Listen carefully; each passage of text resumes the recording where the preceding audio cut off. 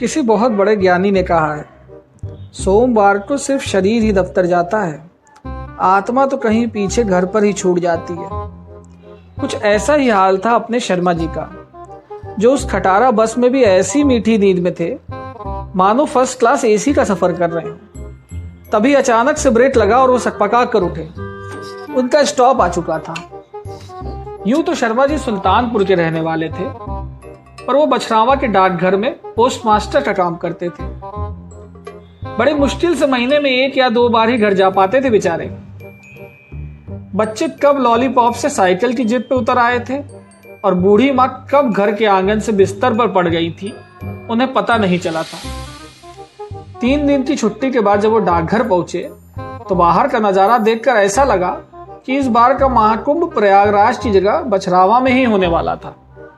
शर्मा जी भीड़ को चीरते हुए अंदर पहुंचे और अपनी कुर्सी पर कमर कसकर कुछ यूं बैठ गए मानो कोई जंग लड़ने जा रहे हो। बछरावा का वो डाकघर जर्जर हो चला था। किसी जमाने में लोगों की चिट्ठी पत्री खबरें पहुंचाने का काम करता था, पर आज उसकी ही सुध-बुध लेने वाला कोई ना था। बेचारा बैंक की बिरादरी में जो शामिल हो गया था, कोई पैसे निकालने के लिए खड़ा था तो किसी को जमा कराने थे। इसी बीच शर्मा जी की नजर आधार कार्ड के काउंटर पे गई, जहां की लाइन खिसकने का नाम ही ना ले रही थी। शर्मा जी काउंटर पर पहुंचे तो उन्हें पता चला कि एक बुजुर्ग हैं जिनकी एक बेहद मामूली सी समस्या है कि उनकी उम्र उनके हिसाब से 85 साल और आधार कार्ड में गलती से 86 हो गई है। शर्मा जी ने उन बुजुर्ग को समझाया, बाबूजी 1 साल की वजह से आपका सीनियर सिटीजन का कोटा कोई नहीं छीन रहा। बुजुर्ग गुस्सा कर बोले, 1 साल तो क्या 1 दिन भी कैसे गलत किया आप लोगों ने। शर्मा जी ने झल्ला कर बोला, ठीक है अपने कागज दिखाइए, हम सही कर देते। बुजुर्ग ने पूछा, कैसे कागज। अभी शर्मा जी ने हाई स्कूल की मार्कशीट बोला ही था कि बुजुर्ग तपाक से बोल उठे, अगर मैं अपने जमाने का हाई स्कूल पास होता तो किसी सरकारी नौकरी की पेंशन उड़ा रहा होता कि यहां खड़ा होकर तुमसे बहस कर रहा होता। बात तो यह भी सही थी। शर्मा जी को लगा कि बुजुर्ग को टरकाने का यही सही मौका है। उन्होंने कहा, बाबूजी आप जहां तक भी पढ़े हो, आप अपने विद्यालय जाइए और वहां से स्थानांतरण प्रमाण पत्र यानी कि टीसी लेकर आइए।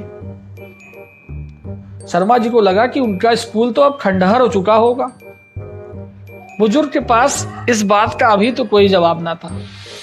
वो जाने लगे, पर उन्होंने पलट कर बोला कि मैं वो टीसी लेके जरूर आऊंगा और तुम्हारी वजह से जो मेरा आज का आने जाने का किराया बर्बाद हुआ है वो भी तुमसे ही लूंगा। शर्मा जी ने दूर से ही हाथ जोड़ लिए और उन बुजुर्ग को विदा किया।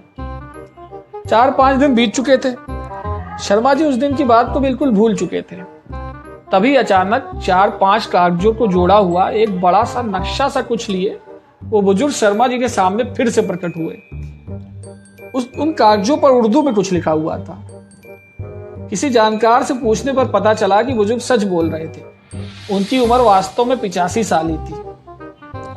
बुजुर्ग ने शर्मा जी को अब कुछ यूं देखा जैसे उनकी आंखें जीत का जश्न मना रही।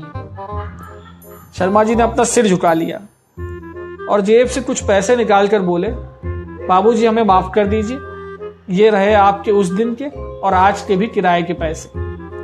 इस पर बुजुर्ग ने शर्मा जी को मीठी डांट पिलाई और बोला, तू तो मेरे बेटे जैसा है, ये पैसे रख और इनकी चॉकलेट खा लेना।